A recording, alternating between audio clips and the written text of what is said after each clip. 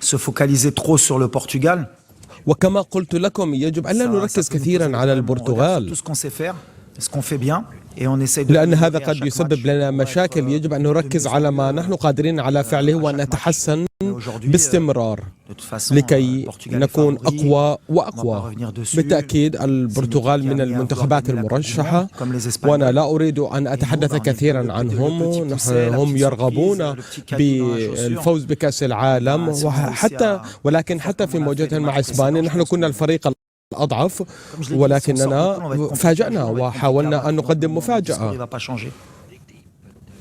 وعلينا أن نتعمق في تحليلاتنا وسنفعل ما بوسعنا للفوز في هذه المباراة. السلام عليكم وليد and أحمد. وليد, I'll ask the question in English. It's Shaima Khalil from the BBC. تحب نترجم بالعربي after? Liberty. Okay. You're the fourth African team to make it to the quarterfinals. أنت الفريق الأفريقي الرابع الذي وصلت إلى نهائيات. هذه إرث رائع، وأنت أول منتخب عربي يصل إلى هذه المرحلة. تحدثنا إلى المشجعين في الملاعب وخارج الملاعب وفي المنطقة، وهم يحتفلون في جميع أرجاء الوطن العربي وفي جميع أرجاء العالم. كيف يشعركم هذا الأمر؟ ما هي رسالتك إلى مشجعيكم وخاصة في المنطقة؟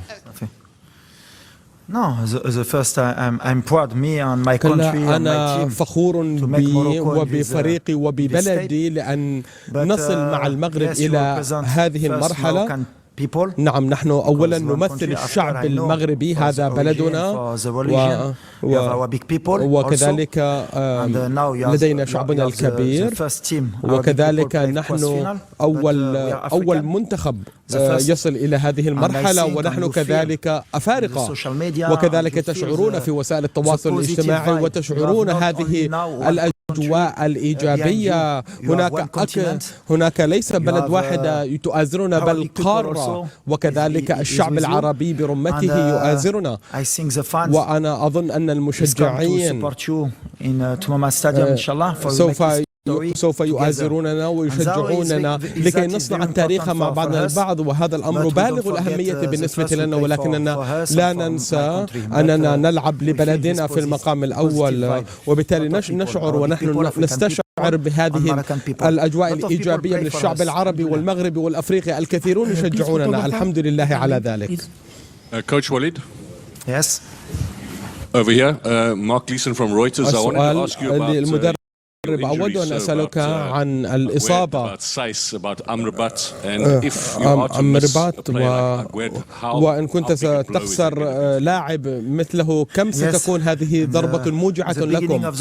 نعم، في بداية هذه البطولة كثير من الإصابات، كثير من الحالات المرضية. لقد لعبنا الكثير من المباريات، نحن لسنا 100% في الفريق، ولكنني أنا فخور بذلك، لأن لم يشاهد أحد المنتخب المغربي في كامل قوته 100%. الآن عندنا هاجارد، وسوف ننتظر غدا إن شاء الله إن كان سيتمكن أن يلعب أم لا، ولكن كما قلت أنه في بداية هذه البطولة 26 لاعبا، ولكن لا يوجد أي منتخب ولا يوجد أي منتخب لعب بكامل قوته، ونحن كذلك واجهنا نفس المشكلة. سنجد لاعبا بديلا ربما يقدم أفضل ما عنده لأجل الفريق.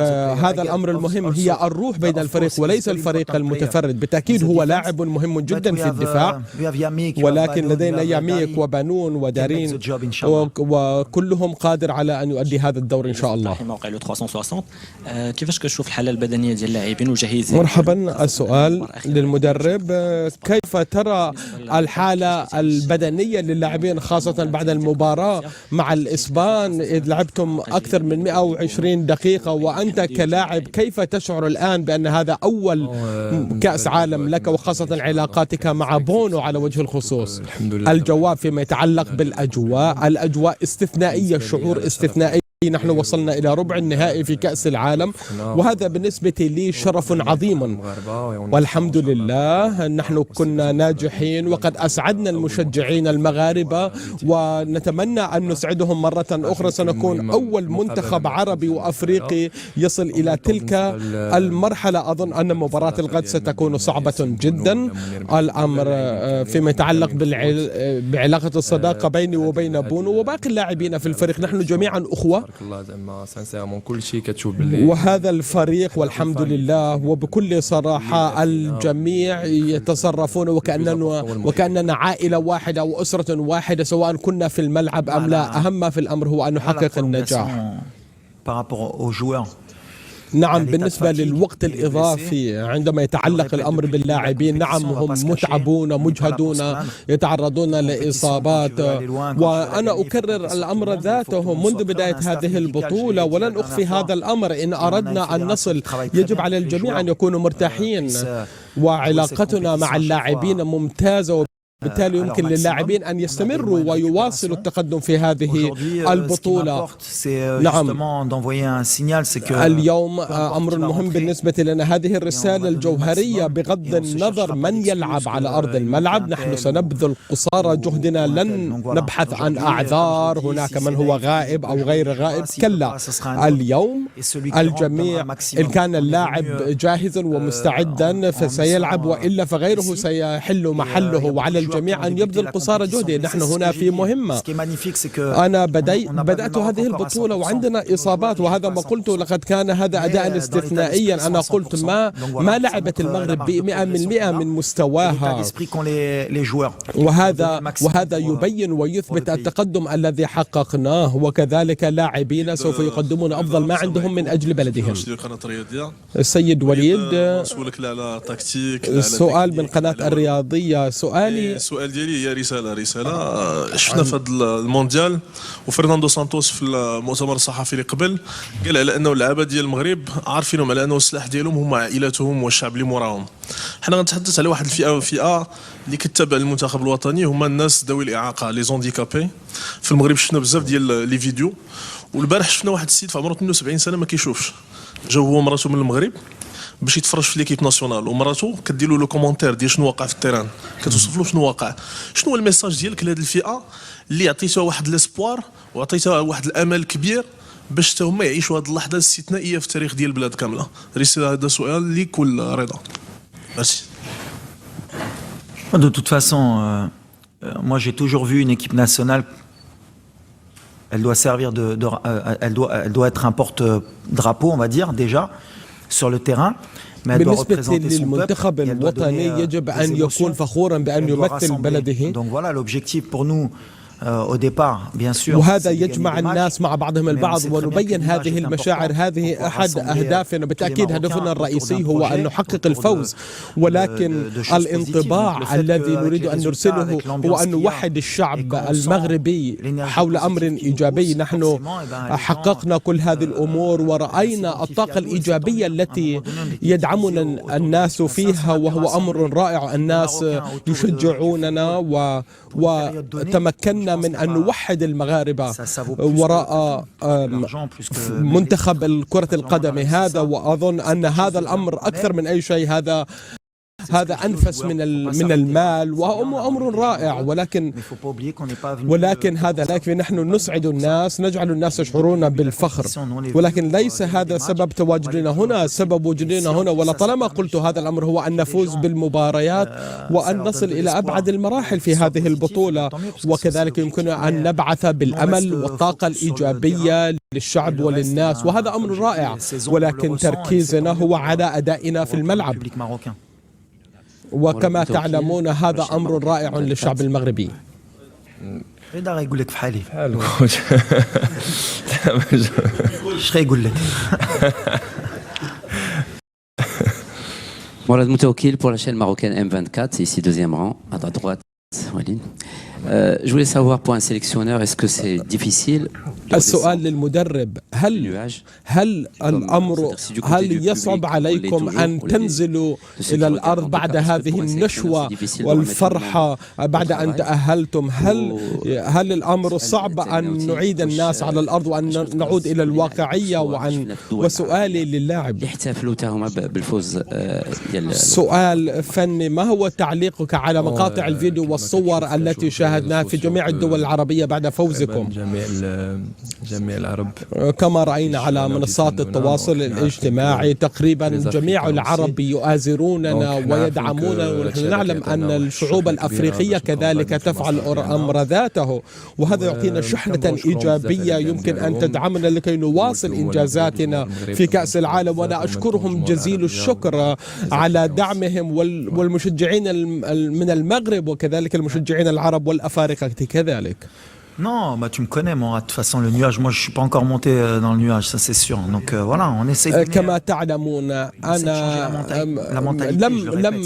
لم أنجرف في هذه البهجة وهذه السكرة من الفرحة. نحن هنا من أجل المنافسة، من أجل هذه البطولة. الأمر المهم بالنسبة لنا هي أن نفوز في مباراة الغد وأن ندون في كتب التاريخ.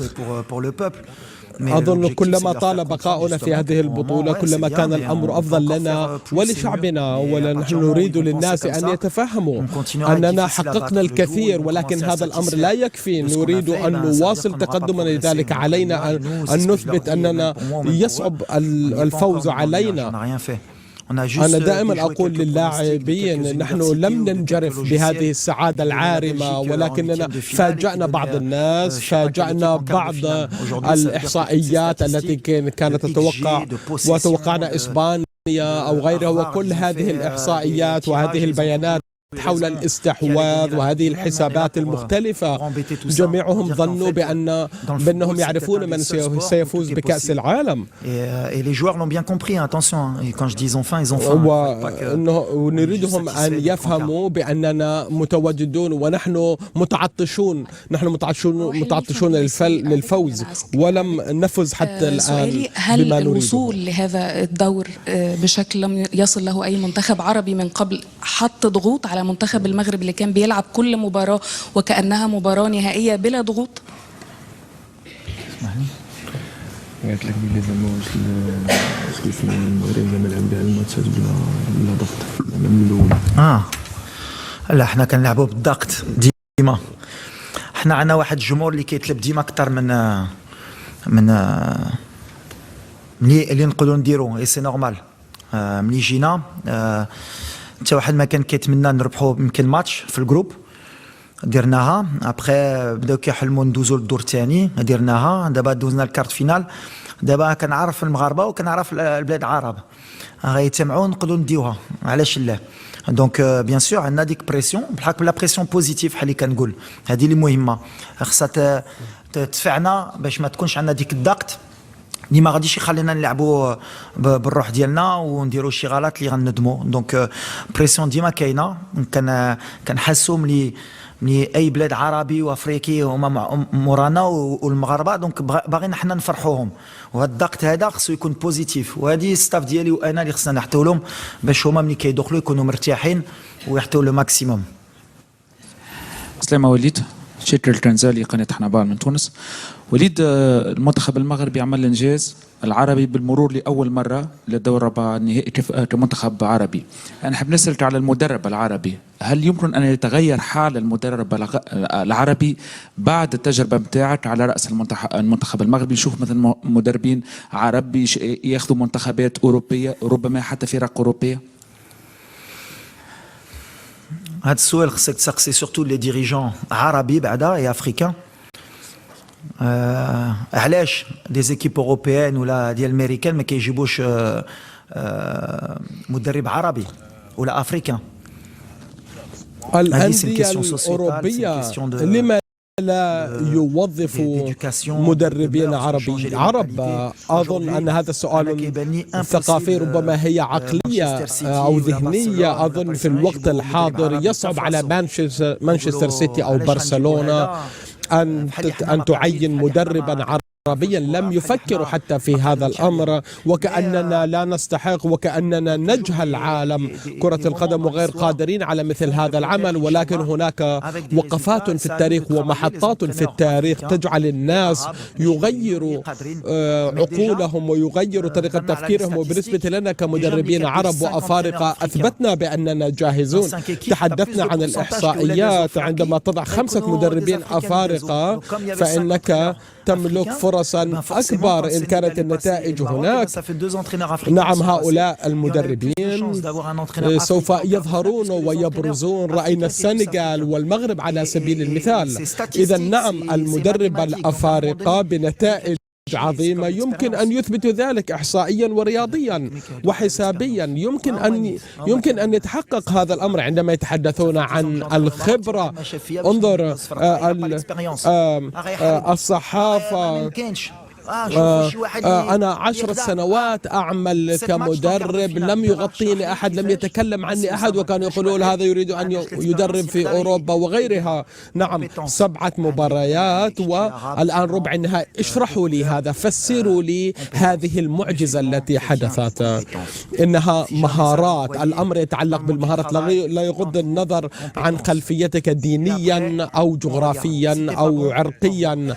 المهارات هي المقياس الوحيد، وسوف نرى إن كنا لا نمتلك المهارات يمكننا أن نغادر. عندما تحدثت إلى رئيس اتحاد كرة القدم قلت أنا إن ذهبت سأذهب إلى كأس العالم، وقال ربما حتى بعد ذلك قال لا لا لا لا، إن لم نكن بذلك النجاح سوف أترك العمل. الأمور تختلف، أحيانا يتفاوضون بالطريقة القديمة، ولكن أنا أريد أن أغير العقلية. أحيانا يجب أن نكون صريحين. بالنسبة لي المهارات مهمة جدا. الكثير من المدربين الأفارقة قادرين على أن يدربوا في أوروبا في أندية كبيرة. السؤال مطروح. عندما في خصمكم الأخير إسبانيا، حيث كانوا استحوذوا على أكثر وقت على الكرة، وكيف يغير هذا خطة لعبكم بالنسبة لمباراة الغد عندما يكون كان عندكم استحواذ أكثر، ولكن تتحدث عن عقلية الجري بالكرة واستحواذ الكرة؟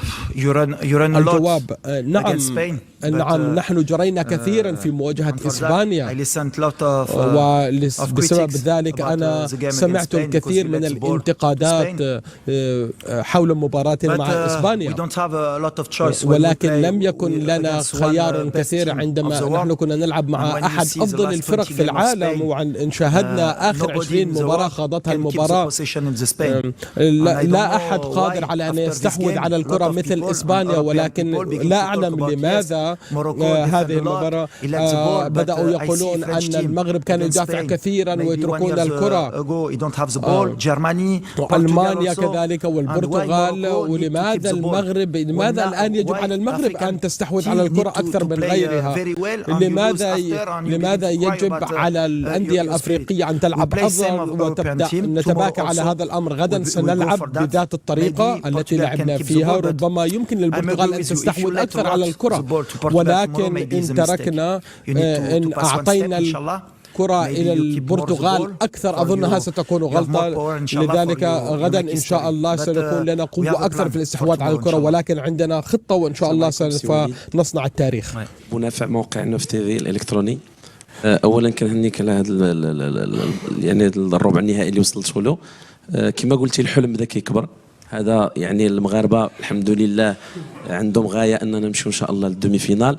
ولكن شنو هي الاشياء التي تخيفك في المنتخب البرتغالي، خاصه ان حسينا من النبره ديال المدرب البرتغالي ان رونالدو ربما لن يكون في التشكيله، لان الطريقه باش كيتكلم المدرب البرتغالي كتعني بانه سيستغني في هذا اللقاء كذلك على رونالدو. شنو هي الاشياء التي تخيفك كذلك في المنتخب المغربي باش نحققوا التاهل ان شاء الله التاريخي للنصف النهائي؟ Pour moi, on va tomber une des meilleures équipes au monde demain. On a un gros challenge. Ça va être un match très difficile. Ils ont de la qualité de partout. Partout, ils ont 2-3 équipes. Ils ont réussi à changer beaucoup de fois l'effectif. Ils vont avoir de la fraîcheur. Est-ce que Ronaldo va jouer? Moi, en tout cas, en tant que coach, j'espère qu'il ne va pas jouer. البعض من لا نعلم ما إن كان كريستيانو سيلعب أم لا، ولا أتمنى أن لا يلعب، ولكنه كمدرب هو أفضل المدربين في التاريخ. سيسعدني إن لم يلعب رونالدو، ولكن تركيزنا لن يكون على البرتغال. هذه ستكون غلطة، إنهم متعطشون للفوز، ولكن أظن نحن نتمتع بعدد أكبر من المشجعين في الملعب ويمكننا تحقيق ذلك. لما لا؟ يجب أن نتحلى بالتفاؤل والإيجابية، ولكن الأمر ليس سهلا. يجب أن نتحلى بالتواضع، لا نريد أن ننجرف. حققنا نتائج ضد إسبانيا، هل نحن قادرين على تحقيق ذات الأمر مع البرتغال؟ لا أعلم. أظن أن هذا تحدي يجب أن نضعه على عاتق اللاعبين. هل أنتم قادرين على تحقيق ذلك؟ وسنرى جوابهم غدا. مرحبا سيد وليد. مرحبا رضا. مازلنا في الشارع في قطر ولا ملي كنت في السعوديه، كل الناس كيجيو يسلموا علينا، جميع البلدان رفعتوا لنا راسنا. هذه شيء قبل من الندوه الصحفيه اللي كانت ديال البرتغال، واحد من الطاقم ديال المنتخب البرتغالي قال لي علاش لابس القميص المنتخب. هذا كيبين بان خايفين منا. اللي بغيت نقول لك، انا عارفك انك اخ ديال اللاعبين كاملين، ودي رساله مني والجماهير المغربيه بانكم تقاتلوا، لان راه سيدنا الله ينصرو. نخرج الشارع لابس القميص المنتخب والرايه ماشي حاجه طبيعيه. بليز ماشي سؤال هذه ماشي سؤال، مي هذه رساله. تقاتلوا غيتقاتلوا بلا ما تقولها له. بغيتكم تقاتلوا وتفرحونا، وشكرا لك السي رضا. الله يحفظك خويا.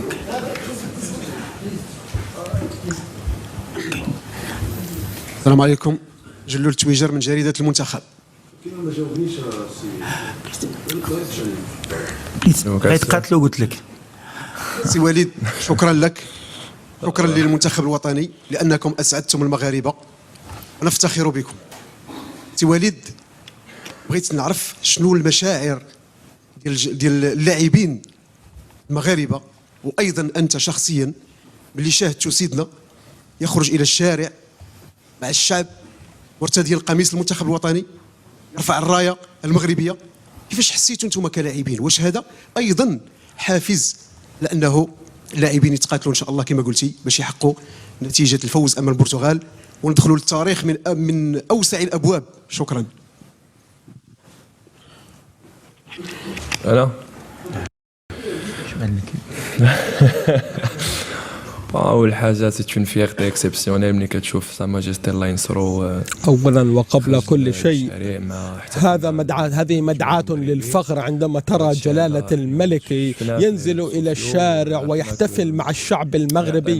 لقد رأينا هذه المقاطع على وسائل التواصل الاجتماعي، وهذا بث فينا طاقة استثنائية ودفعنا إلى الأمام. لما لا سنصل إلى نصف النهائي، سوف نجاهد ونناضل من أجل هذا الأمر. إذن يمكننا أن نرى مرة أخرى جلالة الملك وشعبنا كذلك يفرحون تلك الفرحة.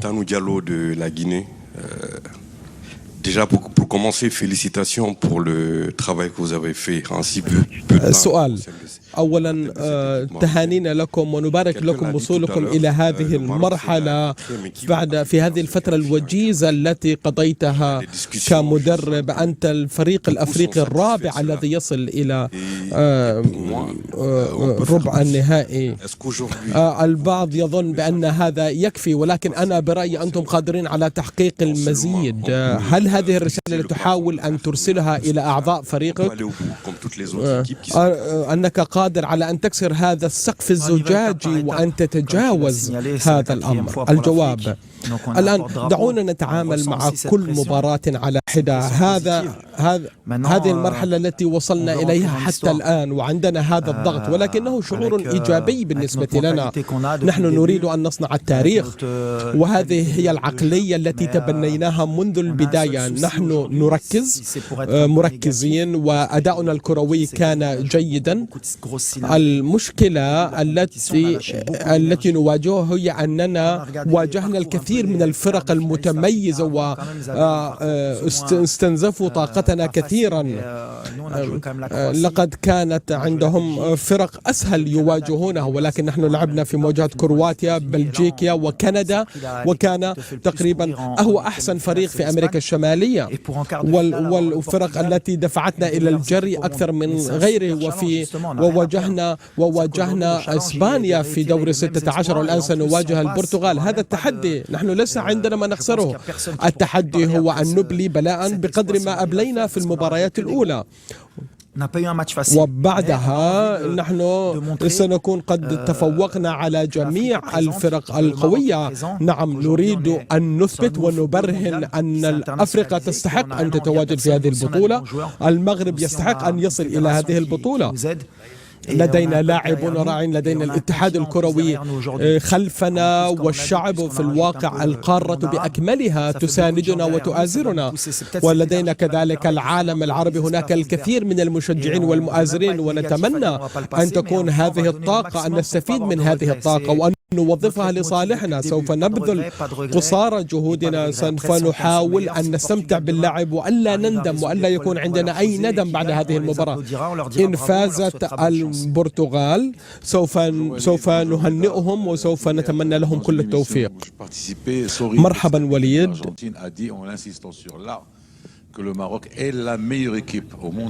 في برنامج شاهدته قبل وقت، أحد لاعبي الأرجنتين قالوا أن المنتخب المغربي هو أفضل منتخب بسبب العزيمة الموجودة عندهم. هل تشعرون بهذا الأمر؟ أظن أنه من الرائع أن نسعد بهذه الطريقة، وأن تسعد بأنك ثالث حارس مرمى. ربما هذا الأمر ليس سهلا. أول حاجة شوف ملي كيكون أي لاعب في العالم أولا وقبل كل شيء، عندما بزاف ملي تيكون في لاكوب دو موند، وبالنسبة أي لاعب في العالم يشعر شعورا بالسعادة العارمة عندما يلعب في كأس العالم، ولكن هذا الأمر يجب أن لا يكون. هذه في نهاية المطاف هي اللعبة، يجب أن لا نخاف. أنا لا نخاف، يجب أن تخاف إن لم تكن مستعدا منذ بداية البطولة. إذا حيثما يحتاجون إلي في منتخبنا الوطني سأكون هناك، وسوف أكرر ما فعله اللاعبون الآخرون وأن أخدم منتخب وطني. Écoute, c'est gentil. Après, je pense qu'en termes d'intensité, ما قاله أظن أن هذا أمر جميل. هناك فرق أخرى، إنجلترا، البرازيل، هناك الكثير من الفرق المتميزة، ولكن نحن لعبنا وفقا لقيمنا، وفقا لأسلوبنا، ولم ننسى ماضينا. إن أردنا أن نواصل التقدم يجب أن نعرف ما هي نقاط قوتنا وما هي نقاط ضعفنا. نحن نعلم أننا قوي، فريق متماسك، وهذا ما يجب أن نركز عليه.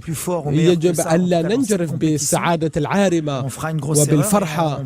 يمكننا أن نبلي بلاء أفضل من ذلك، وبالتأكيد ستكون غلطة كبيرة أو خطأ كبير إن انجرفنا في هذه السعادة العارمة. يجب أن نواصل طريقة لعبنا، ويجب أن نحافظ على وتيرة اللعب، ويجب أن نضمن ونتأكد من أن نبذل قصارى جهدنا.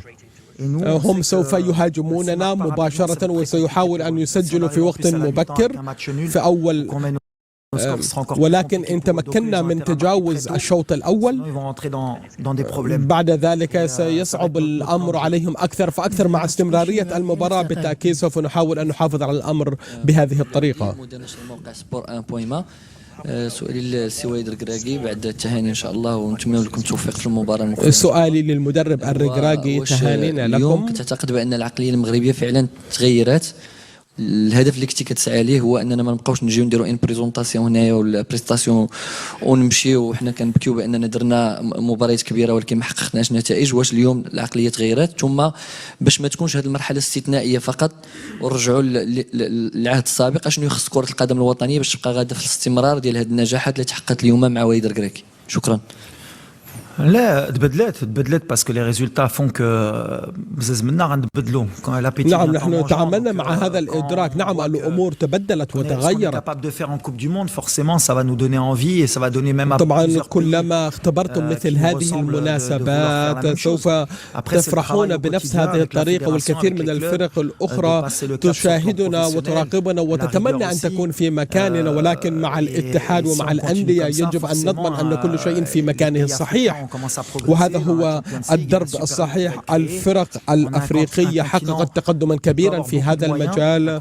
هناك دوري ممتاز يتم تأسيسه في أفريقيا، ونريد أن نستثمر في كرة القدم في جميع أرجاء القارة، ويجب أن يكون هناك متقدم، هناك مبادرين، هناك رواد في هذا الأمر. إن تمكنا من أن نكون ذلك الرائد لكي يبين للآخرين الدرب، فإن هذا أمرا سيكون رائعا. نحن نحقق تقدما كبيرا، نستثمر في البنية التحتية في المغرب، ونحاول أن نغير العقلية. إن تمكن اللاعبين أن أي شيء ممكن، إن كان هناك إيمان ويقين في هذا الأمر، وهذا هو القصد من كرة القدم، أن نجمع الناس، وأن الناس يمكن للناس أن يحلموا، وهذا ما يحققه كأس العالم. هذا أناس من خلفيات وأصول مختلفة جميعا هنا في قطر. نحن نقدم هذا العرض الكروي لكي نبين ونثبت أن أي شيء ممكن، وأن نحصل على دعم الشعوب والناس. ولكن أريد من الآخرين أن يحملون على محمل الجد، من حيث وأن كنا وأن نأخذ على أننا تهديد للآخرين. held at 6 p.m. in Dubai Stadium and will be open for 15 minutes. Thank you for coming and your attention. Thank you, coach. شكرا.